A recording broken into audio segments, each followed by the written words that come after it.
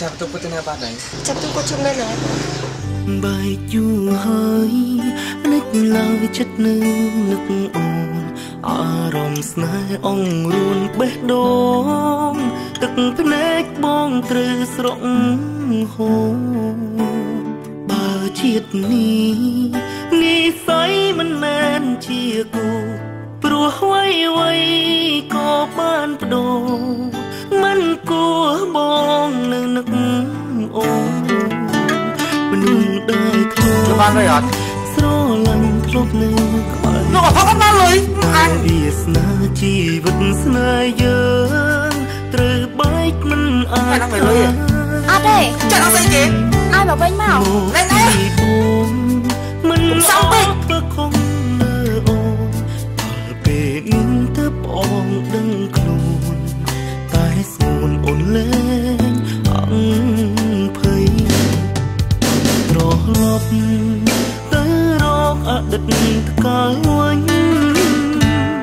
យកពាក្យស្រឡាញ់ចិត្តស្មងជូនអូនជាថ្មីបុរសម្នាក់នេះនឹងសងក្តីសុខឲ្យស្រីជប់ធ្វើឲ្យអូនរងរិញរៃឲ្យតែថ្លៃមេត្តាបើវេលា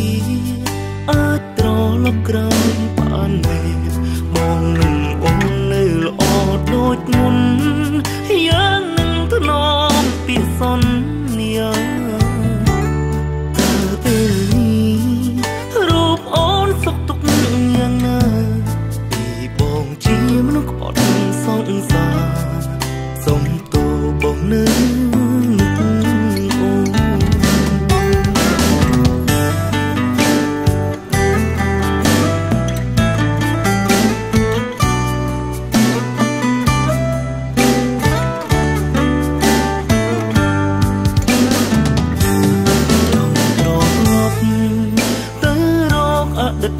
កាលវិញ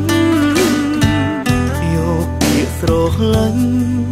ចិត្តស្មងជូនអូនជាថ្មីបុរសម្នាក់នេះនឹងសងក្តីសុខឲ្យស្រីធ្វើឲ្យអូនរងរិញរៃឲ្យតែថ្លៃមេត្តាបើវេលាអាចត្រឡប់ក្រោយបានមែនមកនឹងអូននៅល្អដូចមុនយ៉ាងនឹងថ្នមពីសន្យាតែពេលនេះរូបអូនសុខទុក្ខយ៉ាងណាពីបងជាមនុស្សក្បត់សង្សារសុំទោសបងនៅនឹកអូនចង់ត្រឡប់ទៅរកអតីតកាលវិញមនុស្សដែលធ្លាប់ស្រឡាញ់នឹងបានសងទឹកភ្នែកអូនកូនយើងមែនអូនវាហួរយូរឆ្នាំហើយ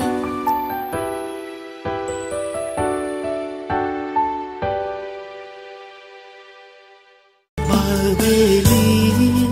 អាចត្រឡប់ក្រោយបានមែន